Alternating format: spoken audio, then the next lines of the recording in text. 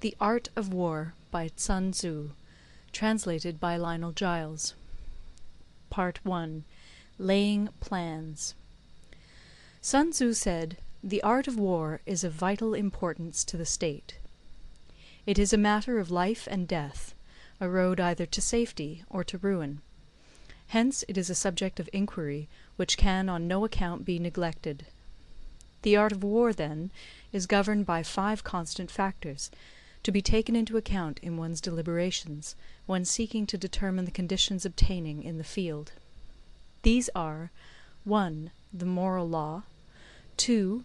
Heaven, 3. Earth, 4.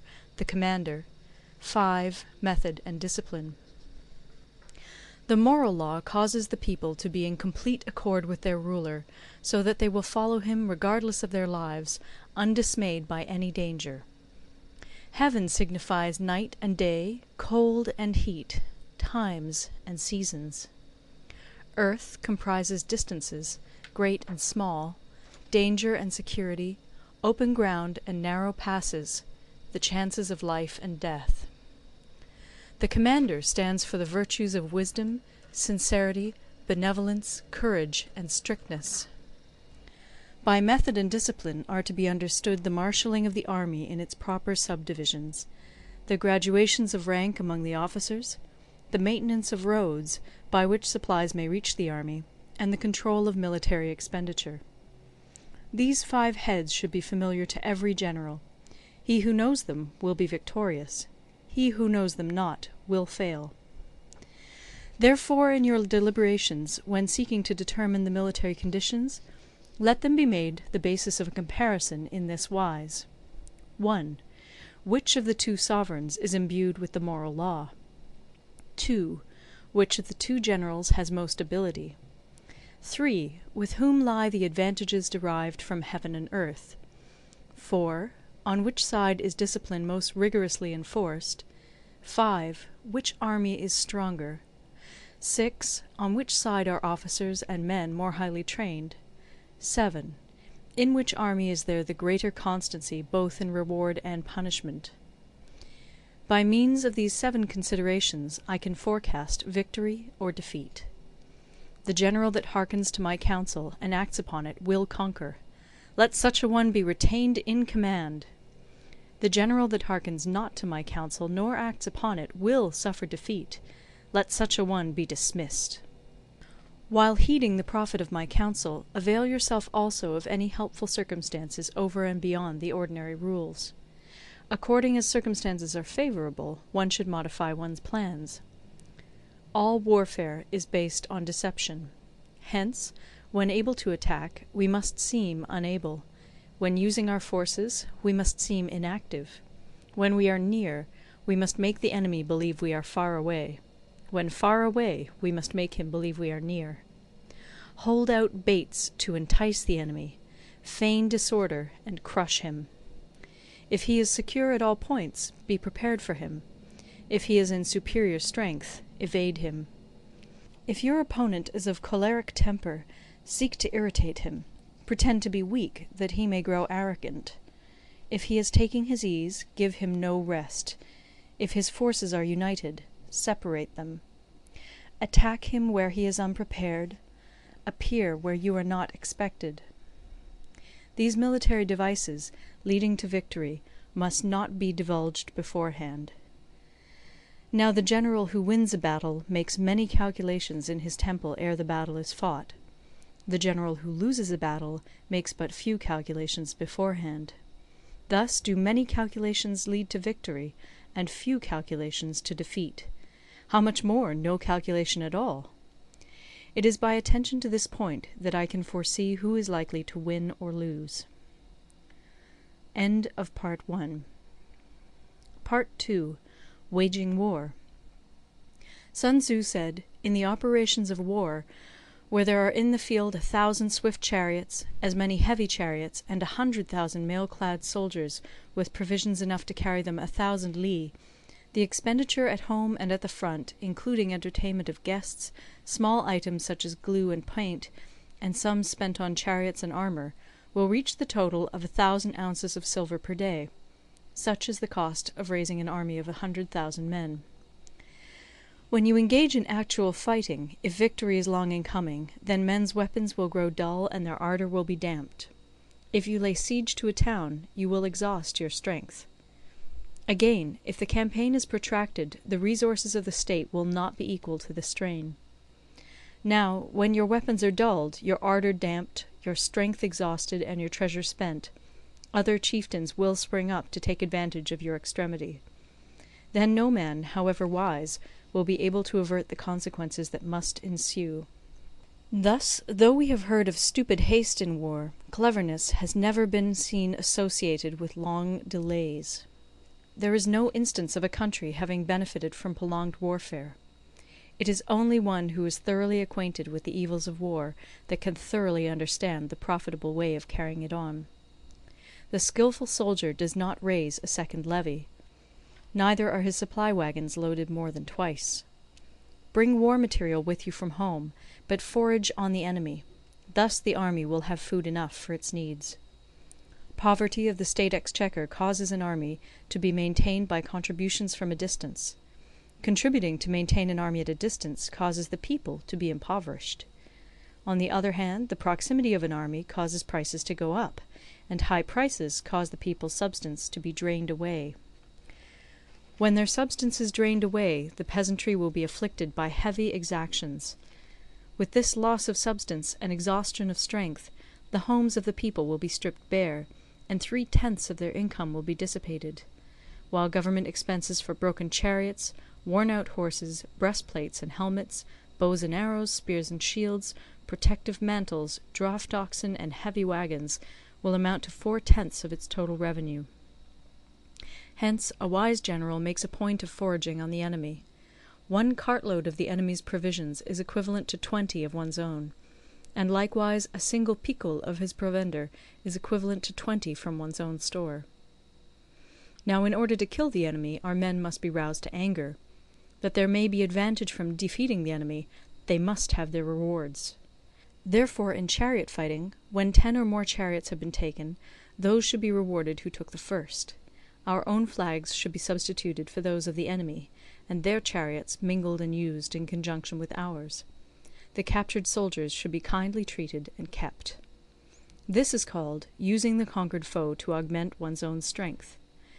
In war, then, let your great object be victory, not lengthy campaigns.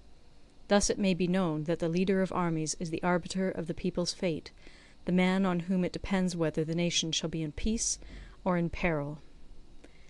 End of Part 2. Part 3. Attack by Stratagem. Sun Tzu said, "In the practical art of war, the best thing of all is to take the enemy's country whole and intact.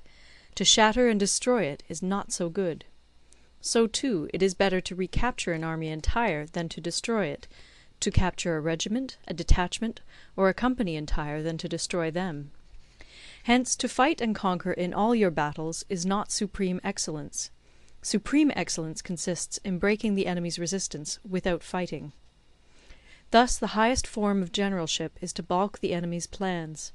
The next best is to prevent the junction of the enemy's forces.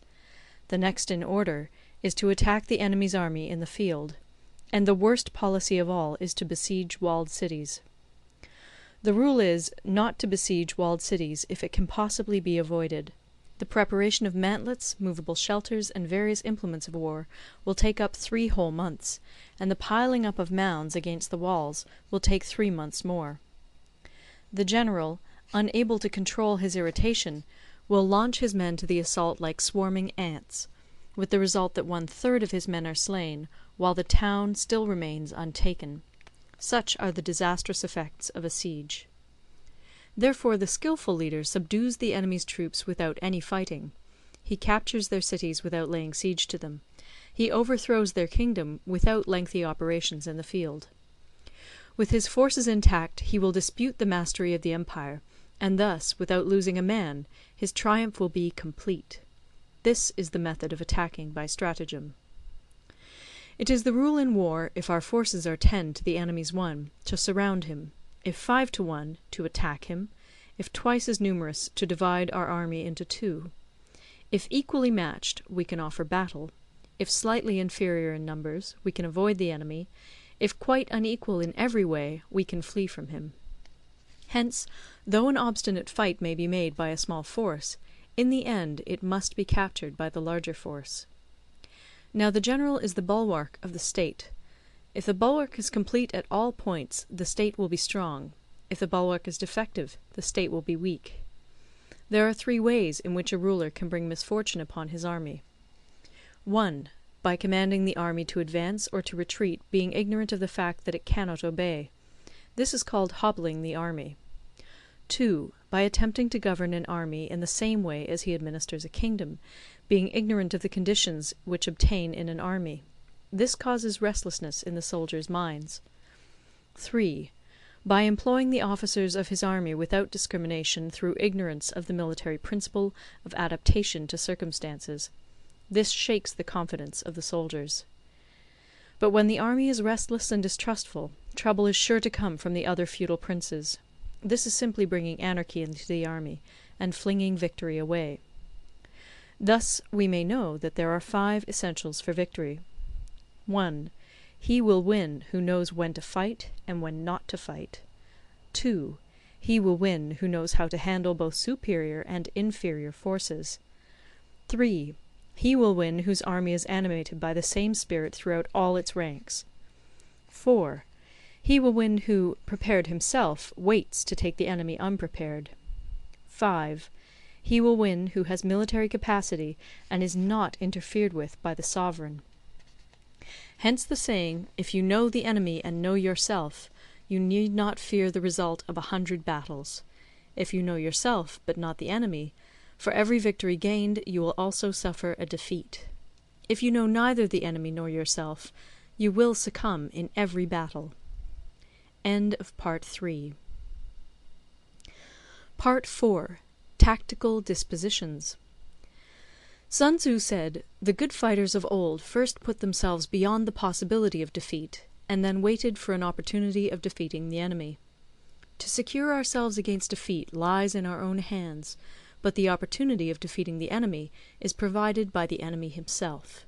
Thus the good fighter is able to secure himself against defeat, but cannot make certain of defeating the enemy. Hence the saying, one may know how to conquer without being able to do it." Security against defeat implies defensive tactics. Ability to defeat the enemy means taking the offensive. Standing on the defensive indicates insufficient strength. Attacking, a superabundance of strength. The general who is skilled in defence hides in the most secret recesses of the earth. He who is skilled in attack flashes forth from the topmost heights of heaven. Thus, on the one hand, we have ability to protect ourselves, on the other, a victory that is complete. To see victory only when it is within the ken of the common herd is not the acme of excellence. Neither is it the acme of excellence if you fight and conquer, and the whole empire says, "Well done!" To lift an autumn hair is no sign of great strength. To see the sun and moon is no sign of sharp sight. To hear the noise of thunder is no sign of a quick ear. What the ancients called a clever fighter is one who not only wins, but excels in winning with ease. Hence his victories bring him neither reputation for wisdom nor credit for courage. He wins his battles by making no mistakes. Making no mistakes is what establishes the certainty of victory, for it means conquering an enemy that is already defeated. Hence the skilful fighter puts himself into a position which makes defeat impossible, and does not miss the moment for defeating the enemy. Thus it is that in war the victorious strategist only seeks battle after the victory has been won, whereas he who is destined to defeat first fights and afterwards looks for victory. The consummate leader cultivates the moral law and strictly adheres to method and discipline. Thus it is in his power to control success. In respect of military method we have, firstly, measurement; secondly, estimation of quantity; thirdly, calculation; fourthly, balancing of chances; fifthly, victory. Measurement owes its existence to earth; estimation of quantity to measurement; calculation to estimation of quantity; balancing of chances to calculation; and victory to balancing of chances. A victorious army opposed to a routed one is as a pound's weight placed in the scale against a single grain. The onrush of a conquering force is like the bursting of pent-up waters into a chasm 1,000 fathoms deep. End of Part 4. Part 5. Energy. Sun Tzu said, "The control of a large force is the same principle as the control of a few men. It is merely a question of dividing up their numbers." Fighting with a large army under your command is nowise different from fighting with a small one. It is merely a question of instituting signs and signals. To ensure that your whole host may withstand the brunt of the enemy's attack and remain unshaken, this is effected by manoeuvres direct and indirect. That the impact of your army may be like a grindstone dashed against an egg, this is effected by the science of weak points and strong.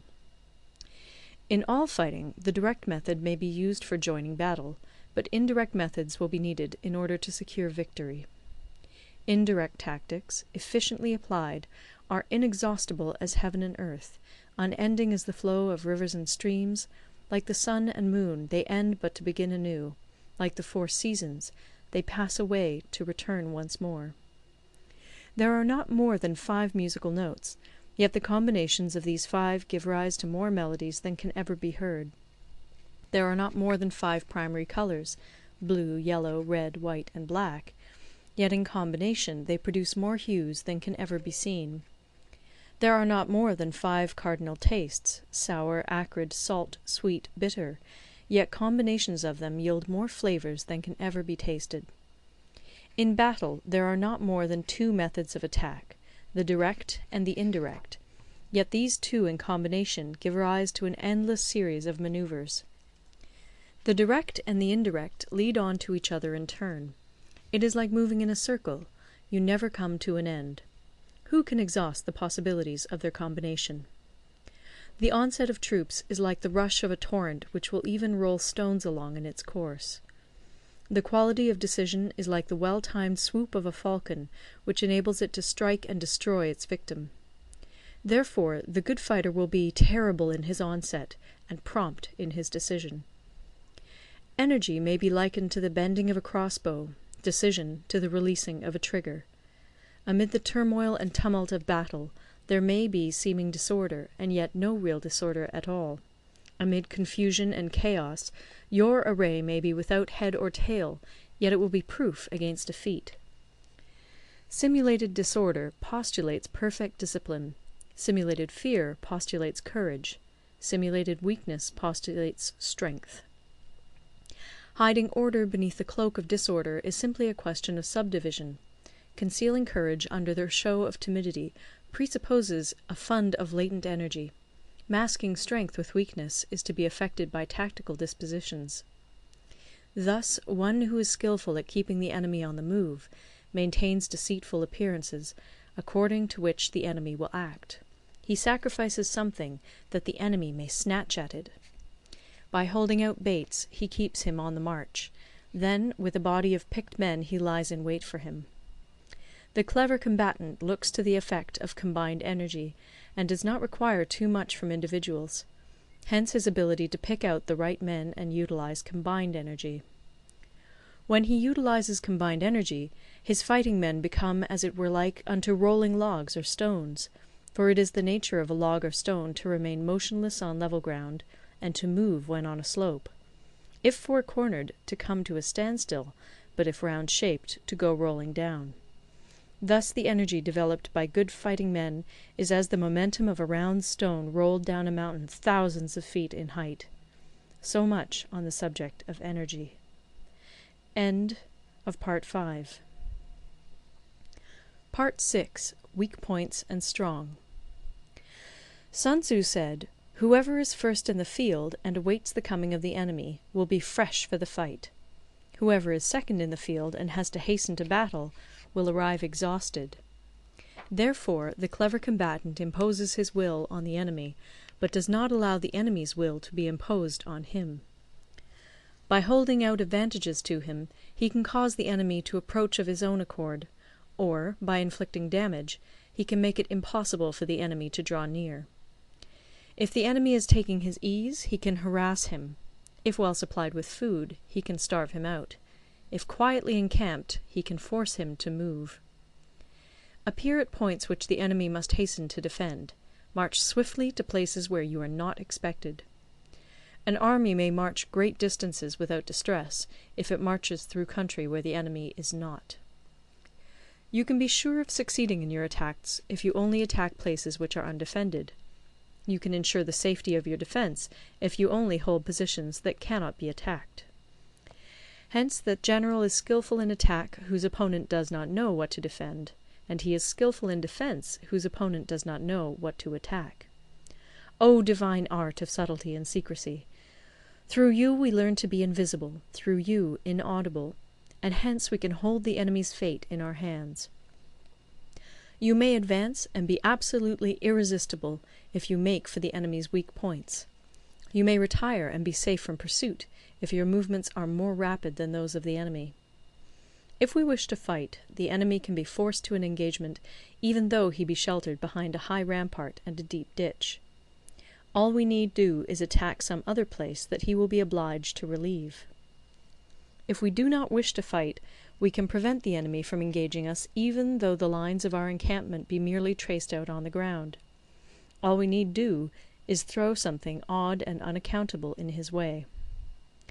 By discovering the enemy's dispositions and remaining invisible ourselves, we can keep our forces concentrated while the enemy's must be divided.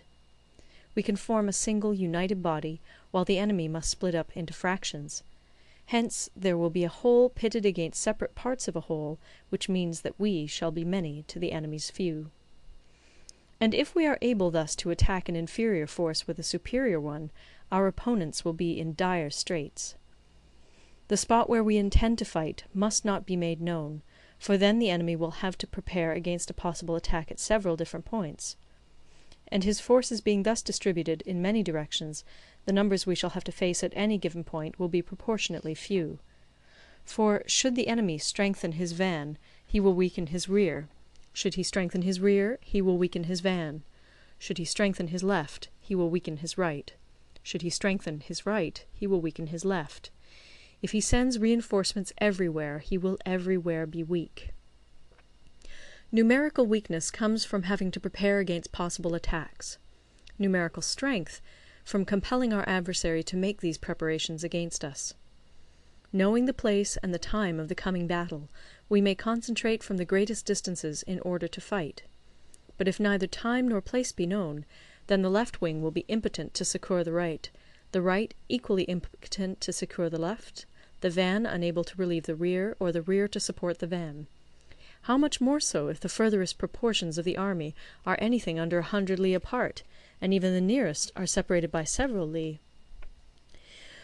Though according to my estimate the soldiers of Yue exceed our own in number, that shall advantage them nothing in the matter of victory.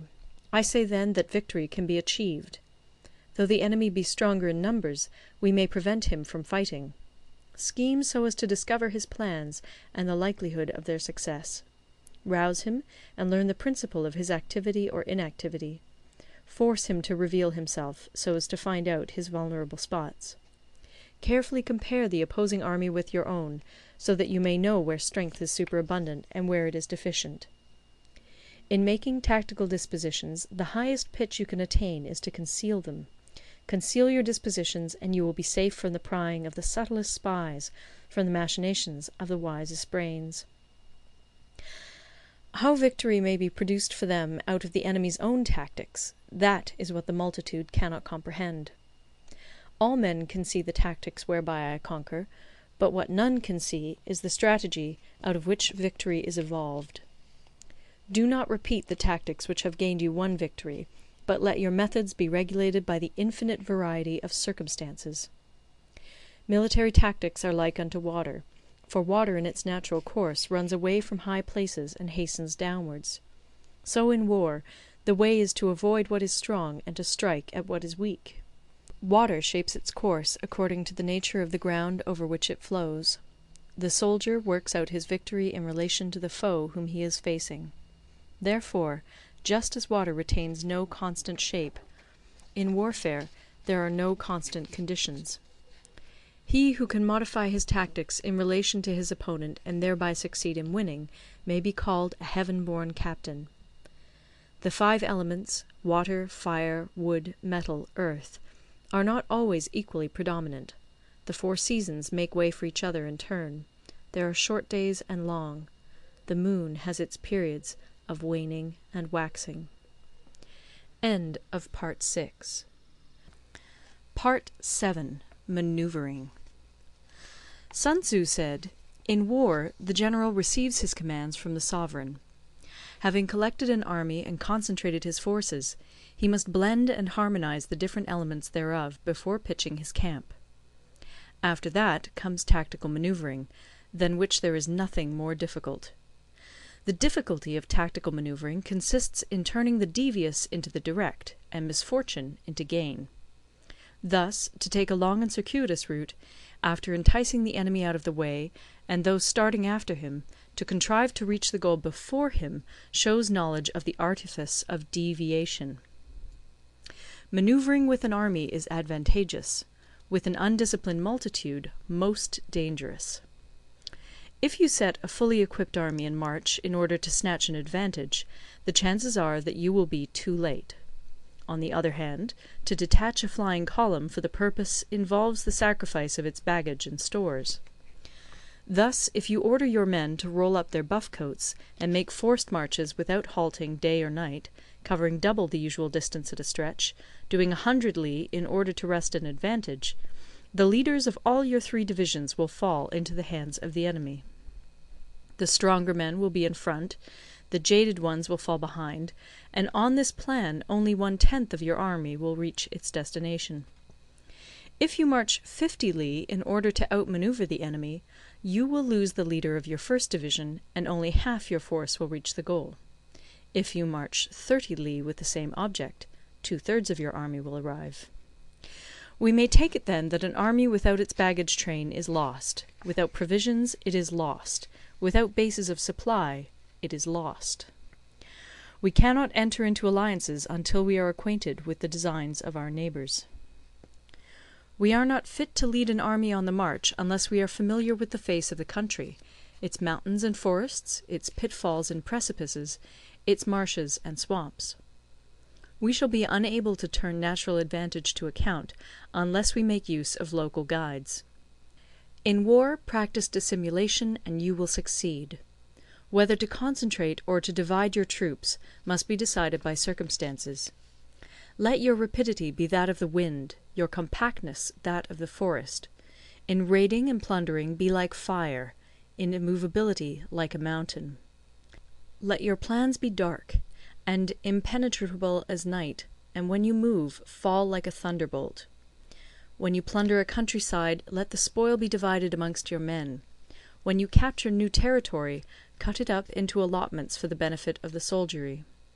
Ponder and deliberate before you make a move. He will conquer who has learnt the artifice of deviation. Such is the art of manoeuvring. The Book of Army Management says, "On the field of battle the spoken word does not carry far enough.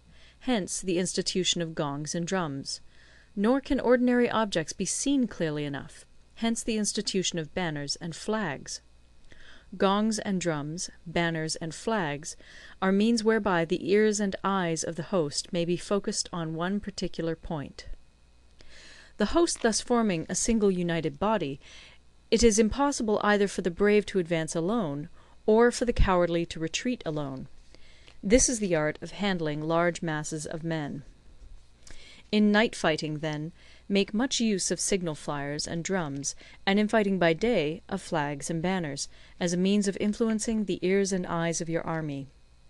A whole army may be robbed of its spirit. A commander-in-chief may be robbed of his presence of mind. Now, a soldier's spirit is keenest in the morning; by noonday it has begun to flag, and in the evening his mind is bent only on returning to camp. A clever general, therefore, avoids an army when its spirit is keen, but attacks it when it is sluggish and inclined to return. This is the art of studying moods. Disciplined and calm, to await the appearance of disorder and hubbub amongst the enemy. This is the art of retaining self-possession. To be near the goal, while the enemy is still far from it, to wait at ease while the enemy is toiling and struggling, to be well fed while the enemy is famished. This is the art of husbanding one's strength. To refrain from intercepting an enemy whose banners are in perfect order, to refrain from attacking an army drawn up in calm and confident array, this is the art of studying circumstances. It is a military axiom not to advance uphill against the enemy, nor to oppose him when he comes downhill. Do not pursue an enemy who simulates flight. Do not attack soldiers whose temper is keen. Do not swallow bait offered by the enemy. Do not interfere with an army that is returning home.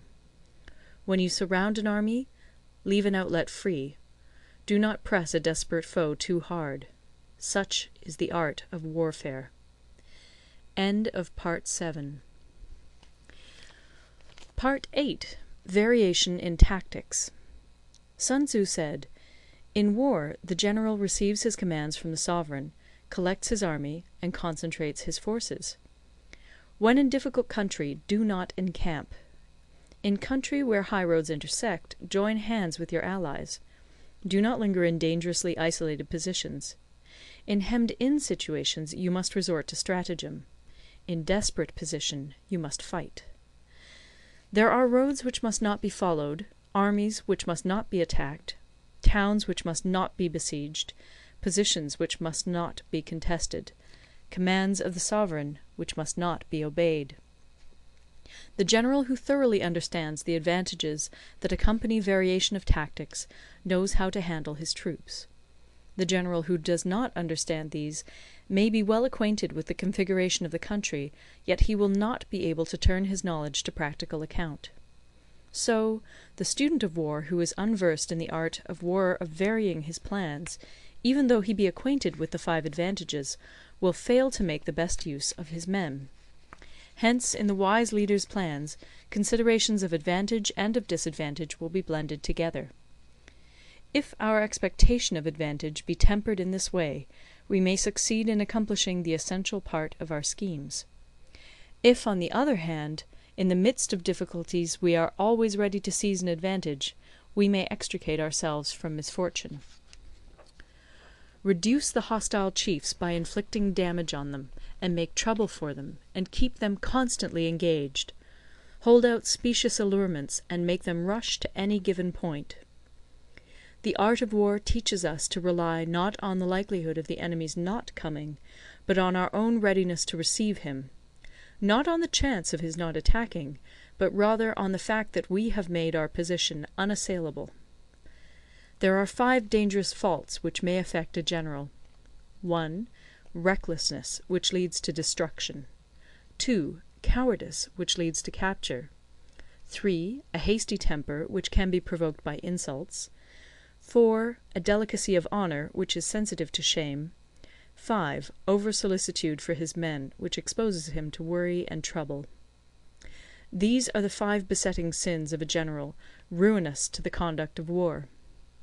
When an army is overthrown and its leader slain, the cause will surely be found among these 5 dangerous faults. Let them be a subject of meditation. Part 9. The Army on the March. Sun Tzu said, "We come now to the question of encamping the army, and observing signs of the enemy. Pass quickly over mountains, and keep in the neighbourhood of valleys. Camp in high places, facing the sun. Do not climb heights in order to fight." So much for mountain warfare. After crossing a river, you should get far away from it. When an invading force crosses a river in its onward march, do not advance to meet it in midstream. It will be best to let half the army get across, and then deliver your attack. If you are anxious to fight, you should not go to meet the invader near a river which he has to cross. Moor your craft higher up than the enemy, and facing the sun. Do not move upstream to meet the enemy. So much for river warfare. In crossing salt marshes, your sole concern should be to get over them quickly, without any delay. If forced to fight in a salt marsh, you should have water and grass near you, and get your back to a clump of trees. So much for operations in salt marshes. In dry, level country, take up an easily accessible position with rising ground to your right and on your rear, so that the danger may be in front and safety lie behind. So much for campaigning in flat country. These are the 4 useful branches of military knowledge which enabled the Yellow Emperor to vanquish 4 several sovereigns. All armies prefer high ground to low, and sunny places to dark. If you are careful of your men and camp on hard ground, the army will be free from disease of every kind, and this will spell victory. When you come to a hill or a bank, occupy the sunny side, with the slope on your right rear. Thus you will at once act for the benefit of your soldiers, and utilize the natural advantages of the ground. When, in consequence of heavy rains up country, a river which you wish to ford is swollen and flecked with foam, you must wait until it subsides. Country in which there are precipitous cliffs with torrents running between, deep natural hollows, confined places, tangled thickets, quagmires, and crevasses, should be left with all possible speed, and not approached. While we keep away from such places, we should get the enemy to approach them. While we face them, we should let the enemy have them on his rear. If in the neighbourhood of your camp there should be any hilly country, ponds surrounded by aquatic grass, hollow basins filled with reeds, or woods with thick undergrowth, they must be carefully routed out and searched, for these are places where men in ambush or insidious spies are likely to be lurking. When the enemy is close at hand and remains quiet, he is relying on the natural strength of his position. When he keeps aloof and tries to provoke a battle, he is anxious for the other side to advance. If his place of encampment is easy of access, he is tendering a bait. Movement amongst the trees of a forest shows that the enemy is advancing. The appearance of a number of screens in the midst of thick grass means that the enemy wants to make us suspicious. The rising of birds in their flight is the sign of an ambuscade. Startled beasts indicate that a sudden attack is coming. When there is dust rising in a high column, it is the sign of chariots advancing. When the dust is low, but spread over a wide area, it betokens the approach of infantry. When it branches out in different directions, it shows that parties have been sent to collect firewood. A few clouds of dust, moving to and fro, signify that the army is encamping. Humble words and increased preparations are signs that the enemy is about to advance. Violent language and driving forward as if to the attack are signs that he will retreat. When the light chariots come out first and take up a position on the wings, it is a sign that the enemy is forming for battle. Peace proposals unaccompanied by a sworn covenant indicate a plot. When there is much running about, and the soldiers fall into rank, it means that the critical moment has come. When some are seen advancing and some retreating, it is a lure. When the soldiers stand leaning on their spears, they are faint from want of food. If those who are sent to draw water begin by drinking themselves, the army is suffering from thirst. If the enemy sees an advantage to be gained and makes no effort to secure it, the soldiers are exhausted. If birds gather on any spot, it is unoccupied. Clamour by night betokens nervousness. If there is a disturbance in the camp, the general's authority is weak. If the banners and flags are shifted about, sedition is afoot. If the officers are angry, it means that the men are weary. When an army feeds its horses with grain and kills its cattle for food, and when the men do not hang their cooking pots over the campfires, showing that they will not return to their tents, you may know that they are determined to fight to the death. The sight of men whispering together in small knots, or speaking in subdued tones, points to disaffection amongst the rank and file. Too frequent rewards signify that the enemy is at the end of his resources. Too many punishments betray a condition of dire distress. To begin by bluster, but afterwards to take fright at the enemy's numbers, shows a supreme lack of intelligence. When envoys are sent with compliments in their mouths, it is a sign that the enemy wishes for a truce. If the enemy's troops march up angrily and remain facing ours for a long time without either joining battle or taking themselves off again, the situation is one that demands great vigilance and circumspection.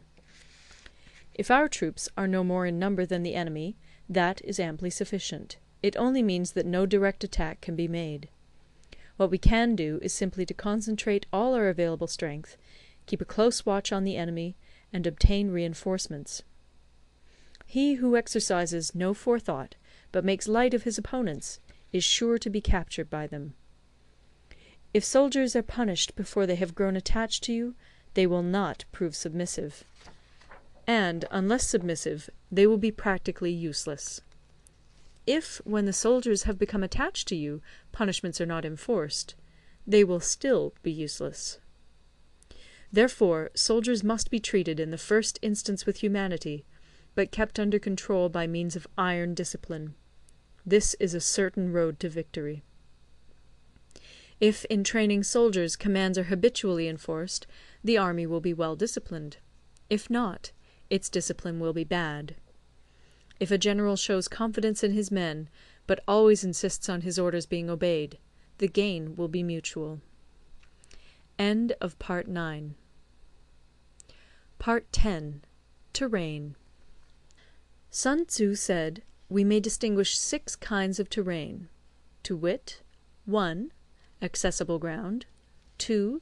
Entangling ground, 3. Temporizing ground, 4. Narrow passes, 5. Precipitous heights, 6. Positions at a great distance from the enemy.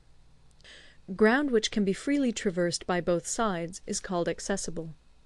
With regard to ground of this nature, be before the enemy in occupying the raised and sunny spots, and carefully guard your line of supplies. Then you will be able to fight with advantage. Ground which can be abandoned but is hard to reoccupy is called entangling. From a position of this sort, if the enemy is unprepared, you may sally forth and defeat him. But if the enemy is prepared for your coming, and you fail to defeat him, then, return being impossible, disaster will ensue. When the position is such that neither side will gain by making the first move, it is called temporizing ground. In a position of this sort, even though the enemy should offer us an attractive bait, it will be advisable not to stir forth, but rather to retreat, thus enticing the enemy in his turn. Then, when part of his army has come out, we may deliver our attack with advantage. With regard to narrow passes, if you can occupy them first, let them be strongly garrisoned and await the advent of the enemy. Should the army forestall you in occupying a pass, do not go after him if the pass is fully garrisoned, but only if it is weakly garrisoned.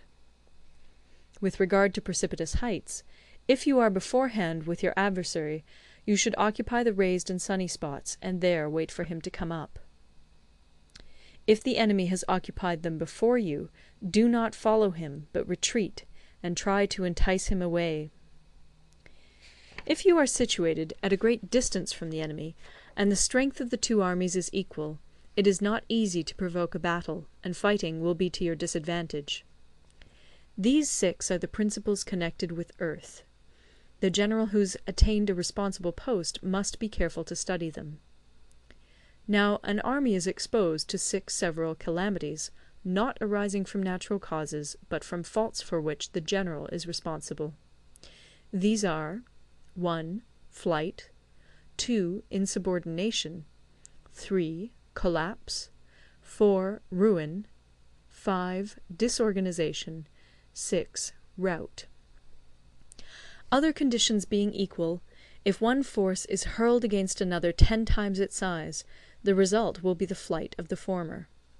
When the common soldiers are too strong and their officers too weak, the result is insubordination. When the officers are too strong and the common soldiers too weak, the result is collapse. When the higher officers are angry and insubordinate, and on meeting the enemy give battle on their own account from a feeling of resentment, before the commander-in-chief can tell whether or not he is in a position to fight, the result is ruin. When the general is weak and without authority, when his orders are not clear and distinct, When there are no fixed duties assigned to officers and men, and the ranks are formed in a slovenly, haphazard manner, the result is utter disorganization. When a general, unable to estimate the enemy's strength, allows an inferior force to engage a larger one, or hurls a weak detachment against a powerful one, and neglects to place picked soldiers in the front rank, the result must be rout. These are 6 ways of courting defeat, which must be carefully noted by the general who has attained a responsible post. The natural formation of the country is the soldier's best ally, but a power of estimating the adversary, of controlling the forces of victory, and of shrewdly calculating difficulties, dangers, and distances, constitutes the test of a great general. He who knows these things, and in fighting puts his knowledge into practice, will win his battles. He who knows them not, nor practices them, will surely be defeated. If fighting is sure to result in victory, then you must fight, even though the ruler forbid it. If fighting will not result in victory, then you must not fight even at the ruler's bidding. The general who advances without coveting fame, and retreats without fearing disgrace, whose only thought is to protect his country and do good service for his sovereign, is the jewel of the kingdom. Regard your soldiers as your children, and they will follow you into the deepest valleys. Look upon them as your own beloved sons, and they will stand by you even unto death. If, however, you are indulgent, but unable to make your authority felt, kind-hearted, but unable to enforce your commands, and incapable, moreover, of quelling disorder, then your soldiers must be likened to spoilt children. They are useless for any practical purpose. If we know that our own men are in a condition to attack, but are unaware that the enemy is not open to attack, we have gone only half-way towards victory. If we know that the enemy is open to attack, but are unaware that our own men are not in a condition to attack, we have gone only half-way towards victory.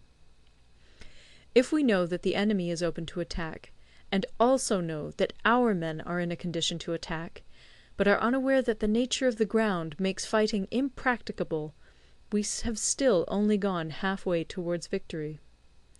Hence the experienced soldier, once in motion, is never bewildered. Once he has broken camp, he is never at a loss. Hence the saying, "If you know the enemy and know yourself, your victory will not stand in doubt. If you know heaven and know earth, you may make your victory complete." End of Part 10. Part 11. The 9 Situations. Sun Tzu said, "The art of war recognizes 9 varieties of ground. 1. Dispersive ground. 2. Facile ground. 3. Contentious ground. 4. Open ground. 5. Ground of intersecting highways. 6. Serious ground. 7. Difficult ground. 8. Hemmed-in ground. 9. Desperate ground. When a chieftain is fighting in his own territory, it is dispersive ground. When he has penetrated into hostile territory, but to no great distance, it is facile ground. Ground the possession of which imports great advantage to either side is contentious ground. Ground on which each side has liberty of movement is open ground. Ground which forms the key to 3 contiguous states, so that he who occupies it first has most of the empire at his command, is a ground of intersecting highways. When an army has penetrated into the heart of a hostile country, leaving a number of fortified cities in its rear, it is serious ground. Mountain forests, rugged steeps, marshes, and fens, all country that is hard to traverse, this is difficult ground. Ground which is reached through narrow gorges, and from which we can only retire by tortuous paths, so that a small number of the enemy would suffice to crush a large body of our men, this is hemmed-in ground. Ground on which we can only be saved from destruction by fighting without delay is desperate ground. On dispersive ground, therefore, fight not. On facile ground, halt not. On contentious ground, attack not. On open ground, do not try to block the enemy's way. On the ground of intersecting highways, join hands with your allies. On serious ground, gather in plunder. In difficult ground, keep steadily on the march. On hemmed-in ground, resort to stratagem. On desperate ground, fight. Those who were called skilful leaders of old knew how to drive a wedge between the enemy's front and rear, to prevent cooperation between his large and small divisions, to hinder the good troops from rescuing the bad, the officers from rallying their men. When the enemy's men were united, they managed to keep them in disorder. When it was to their advantage, they made a forward move; when otherwise, they stopped still. If asked how to cope with a great host of the enemy in orderly array, and on the point of marching to the attack, I should say, begin by seizing something which your opponent holds dear. Then he will be amenable to your will. Rapidity is the essence of war. Take advantage of the enemy's unreadiness. Make your way by unexpected routes, and attack unguarded spots. The following are the principles to be observed by an invading force. The further you penetrate into a country, the greater will be the solidarity of your troops, and thus the defenders will not prevail against you. Make forays in fertile country in order to supply your army with food. Carefully study the well-being of your men, and do not overtax them. Concentrate your energy and hoard your strength. Keep your army continually on the move, and devise unfathomable plans. Throw your soldiers into positions whence there is no escape, and they will prefer death to flight. If they will face death, there is nothing they may not achieve. Officers and men alike will put forth their uttermost strength. Soldiers, when in desperate straits, lose the sense of fear. If there is no place of refuge, they will stand firm. If they are in hostile country, they will show a stubborn front. If there is no help for it, they will fight hard. Thus, without waiting to be marshalled, the soldiers will be constantly on the qui-vive. Without waiting to be asked, they will do your will. Without restrictions, they will be faithful. Without giving orders, they can be trusted. Prohibit the taking of omens, and do away with superstitious doubts. Then, until death itself comes, no calamity need be feared. If our soldiers are not overburdened with money, it is not because they have a distaste for riches. If their lives are not unduly long, it is not because they are disinclined to longevity. On the day they are ordered out to battle, your soldiers may weep, those sitting up bedewing their garments, and those lying down, letting the tears run down their cheeks. But let them once be brought to bay, and they will display the courage of a Chu or a Kui. The skilful tactician may be likened to the Shuai-jan. Now, the Shuai-jan is a snake that is found in the Ch'ung mountains. Strike at its head, and you will be attacked by its tail. Strike at its tail, and you will be attacked by its head. Strike at the middle, and you will be attacked by head and tail both. Asked if an army can be made to imitate the Shuai-jan, I should answer yes. For the men of Wu and the men of Yue are enemies. Yet if they are crossing a river in the same boat, and are caught by a storm, they will come to each other's assistance, just as the left hand helps the right. Hence it is not enough to put one's trust in the tethering of horses and the burying of chariot wheels in the ground. The principle on which to manage an army is to set up one standard of courage, which all must reach. How to make the best of both strong and weak, that is a question involving the proper use of ground.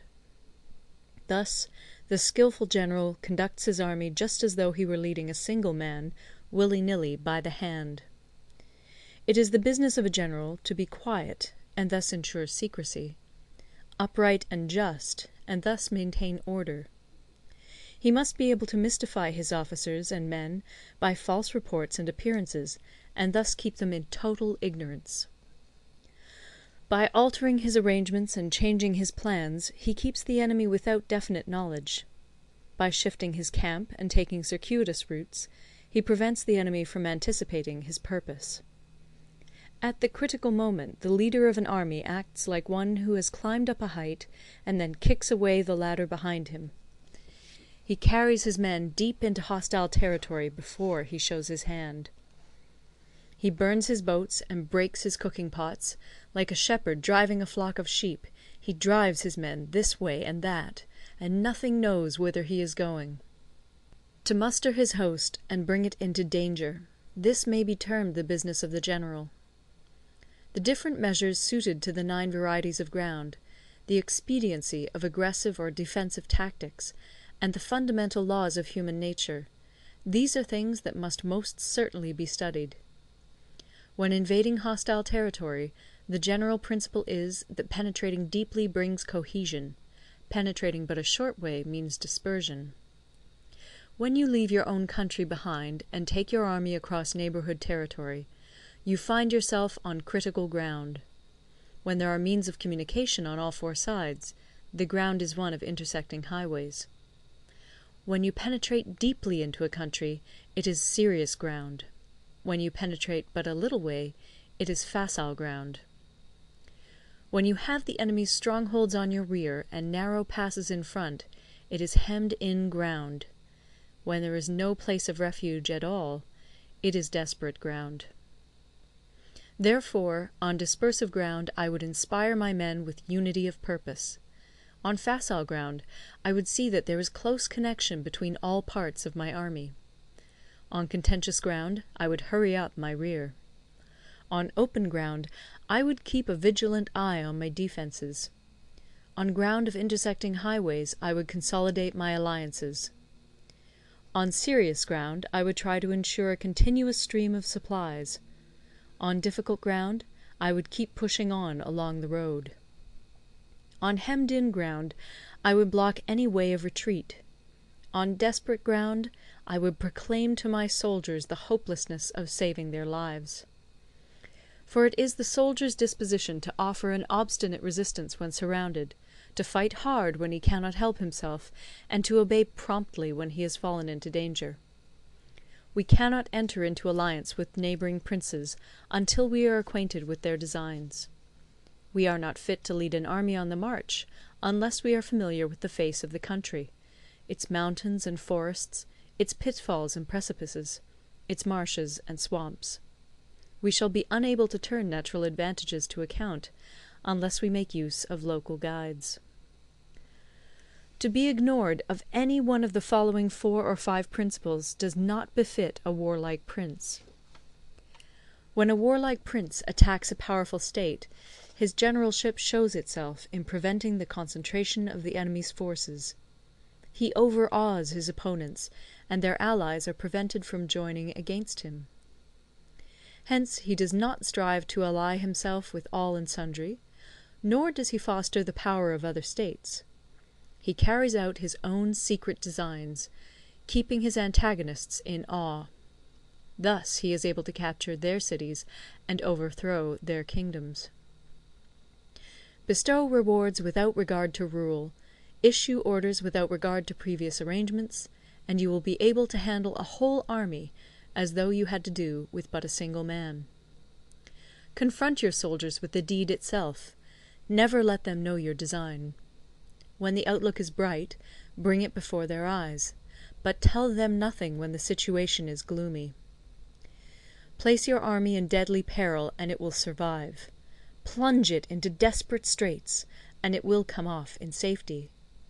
For it is precisely when a force has fallen into harm's way that it is capable of striking a blow for victory.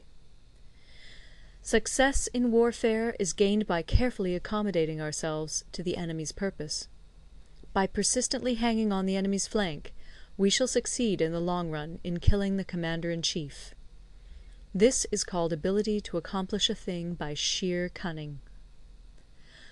On the day that you take up your command, block the frontier passes, destroy the official tallies, and stop the passage of all emissaries. Be stern in the council chamber, so that you may control the situation. If the enemy leaves a door open, you must rush in. Forestall your opponent by seizing what he holds dear, and subtly contrive to time his arrival on the ground. Walk in the path defined by rule, and accommodate yourself to the enemy until you can fight a decisive battle. At first, then, exhibit the coyness of a maiden, until the enemy gives you an opening. Afterwards emulate the rapidity of a running hare, and it will be too late for the enemy to oppose you. End of Part 11. Part 12. The Attack by Fire. Sun Tzu said, "There are 5 ways of attacking with fire. The first is to burn soldiers in their camp. The second is to burn stores. The third is to burn baggage trains. The fourth is to burn arsenals and magazines. The fifth is to hurl dropping fire amongst the enemy." In order to carry out an attack, we must have means available. The material for raising fire should always be kept in readiness. There is a proper season for making attacks with fire, and special days for starting a conflagration. The proper season is when the weather is very dry. The special days are those when the moon is in the constellations of the Sieve, the Wall, the Wing, or the Crossbar, for these 4 are all days of rising wind. In attacking with fire, one should be prepared to meet 5 possible developments. 1. When fire breaks out inside to enemy's camp, respond at once with an attack from without. 2. If there is an outbreak of fire, but the enemy's soldiers remain quiet, bide your time and do not attack. 3. When the force of the flames has reached its height, follow it up with an attack, if that is practicable. If not, stay where you are. 4. If it is possible to make an assault with fire from without, do not wait for it to break out within, but deliver your attack at a favourable moment. 5. When you start a fire, be to windward of it. Do not attack from the leeward. A wind that rises in the daytime lasts long, but a night breeze soon falls. In every army, the 5 developments connected with fire must be known, the movements of the stars calculated, and a watch kept for the proper days. Hence, those who use fire as an aid to the attack show intelligence. Those who use water as an aid to the attack gain an accession of strength. By means of water, an enemy may be intercepted, but not robbed of all his belongings. Unhappy is the fate of one who tries to win his battles and succeed in his attacks without cultivating the spirit of enterprise, for the result is a waste of time and general stagnation. Hence the saying, "The enlightened ruler lays his plans well ahead. The good general cultivates his resources." Move not unless you see an advantage. Use not your troops unless there is something to be gained. Fight not unless the position is critical. No ruler should put troops into the field merely to gratify his own spleen. No general should fight a battle simply out of pique. If it is to your advantage, make a forward move. If not, stay where you are. Anger may in time change to gladness. Vexation may be succeeded by content. But a kingdom that has once been destroyed can never come again into being, nor can the dead ever be brought back to life. Hence the enlightened ruler is heedful, and the good general full of caution. This is the way to keep a country at peace and an army intact. End of Part 12. Part 13. The Use of Spies. Sun Tzu said, "Raising a host of 100,000 men, and marching them great distances, entails heavy loss on the people, and a drain on the resources of the state. The daily expenditure will amount to 1,000 ounces of silver. There will be commotion at home and abroad, and men will drop down exhausted on the highways. As many as 700,000 families will be impeded in their labour. Hostile armies may feast each other for years, striving for the victory which is decided in a single day. This being so, to remain in ignorance of the enemy's condition simply because one grudges the outlay of 100 ounces of silver in honours and emoluments is the height of inhumanity. One who acts thus is no leader of men, no present help to his sovereign, no master of victory. Thus, what enables the wise sovereign and the good general to strike and conquer and achieve things beyond the reach of ordinary men, is foreknowledge. Now, this foreknowledge cannot be elicited from spirits. It cannot be obtained inductively from experience, nor by any deductive calculation. Knowledge of the enemy's dispositions can only be obtained from other men. Hence the use of spies, of whom there are 5 classes. 1. Local spies. 2. Inward spies. 3. Converted spies. 4. Doomed spies. 5. Surviving spies. When these 5 kinds of spy are all at work, none can discover the secret system. This is called divine manipulation of the threads. It is the sovereign's most precious faculty. Having local spies means employing the services of the inhabitants of a district. Having inward spies, making use of officials of the enemy. Having converted spies, getting hold of the enemy's spies and using them for our own purposes. Having doomed spies, doing certain things openly for purposes of deception, and allowing our spies to know of them and report them to the enemy. Surviving spies, finally, are those who bring back news from the enemy's camp. Hence it is that none in the whole army are more intimate relations to be maintained than with spies. None should be more liberally rewarded. In no other business should greater secrecy be preserved. Spies cannot be usefully employed without a certain intuitive sagacity. They cannot be properly managed without benevolence and straightforwardness. Without subtle ingenuity of mind, one cannot make certain of the truth of their reports. Be subtle, and use your spies for every kind of business. If a secret piece of news is divulged by a spy before the time is ripe, he must be put to death together with the man to whom the secret was told. Whether the object be to crush an army, to storm a city, or to assassinate an individual, it is always necessary to begin by finding out the names of the attendants, the aides-de-camp, and doorkeepers and sentries of the general in command. Our spies must be commissioned to ascertain these. The enemy's spies, who have come to spy on us, must be sought out, tempted with bribes, led away, and comfortably housed. Thus they will become converted spies and available for our service. It is through the information brought by the converted spy that we are able to acquire and employ local and inward spies. It is owing to this information again that we can cause the doomed spy to carry false tidings to the enemy. Lastly, it is by this information that the surviving spy can be used on appointed occasions. The end and aim of spying in all its 5 varieties is knowledge of the enemy, and this knowledge can only be derived in the first instance from the converted spy. Hence it is essential that the converted spy be treated with the utmost liberality. Of old, the rise of the Yin dynasty was due to Yi Qi, who had served under the Xia.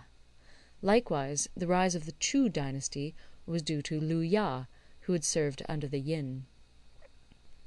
Hence it is only the enlightened ruler and the wise general who will use the highest intelligence of the army for purposes of spying, and thereby they achieve great results. Spies are a most important element in water, because on them depends an army's ability to move. End of The Art of War.